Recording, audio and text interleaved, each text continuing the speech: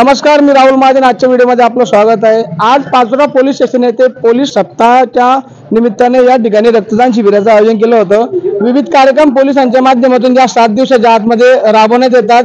यामध्ये विशेष उपक्रम पाचोरा पोलीस स्टेशनचे पोलीस निरीक्षक अशोकजी पवार यांच्या माध्यमातून रक्तदान राबवण्यात आलेलं आहे। आपल्यासोबत पोलीस निरीक्षक अशोकजी पवार आहेत, आपण त्यांच्याशी बोलूया। साहेब, स्वागत आहे तुमचं मधुर खानदेशमध्ये। 2 जानेवारी हा पोलीस स्थापना दिवस आहे। 2 जानेवारी ते 8 जानेवारी माननीय पोलीस अधीक्षक श्री महेश्वर रेड्डी यांच्या संकल्पना व प्रेरणेतून जिल्हाभरात विविध कार्यक्रमांचे आयोजन करण्यात आलेलं आहे।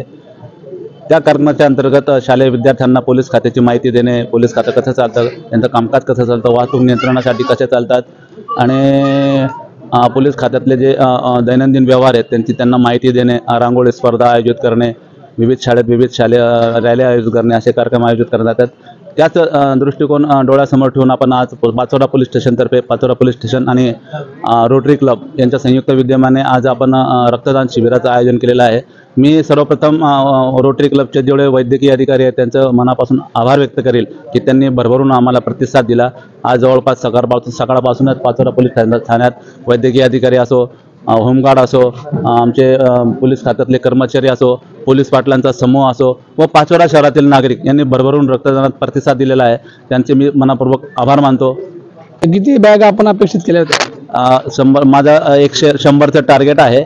जवळपास 50 अबाउट बॅग आतापर्यंत झालेल्या आहेत। तर आम्ही सपत्नीक रक्तदानासाठी इथे आलेलो होतो।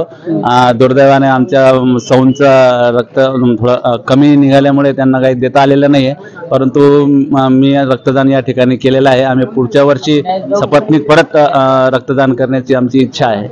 या ठिकाणी रक्तदान म्हणजे श्रेष्ठदान समजलं जातं आणि या रक्तदान शिबिराला पाचोरा शहरातून युवा वर्गाने, पोलीस अधिकारी, कर्मचाऱ्यांनी मोठा प्रतिसाद दिलेला आहे। या ठिकाणी ते स्वपत्नी रक्तदान करण्यासाठी आले होते, परंतु त्यांना काहीतरी तांत्रिक अडचणीमुळे रक्तदान देता नाही आलेले आहे, परंतु पुढच्या वर्षी हा उपक्रम ते नियमितपणे राबवणार आहेत। आपण नक्की पुढच्या व्हिडिओत भेटूया। तोपर्यंत जय हिंद, जय महाराष्ट्र। आपलाच राहुल महाजन।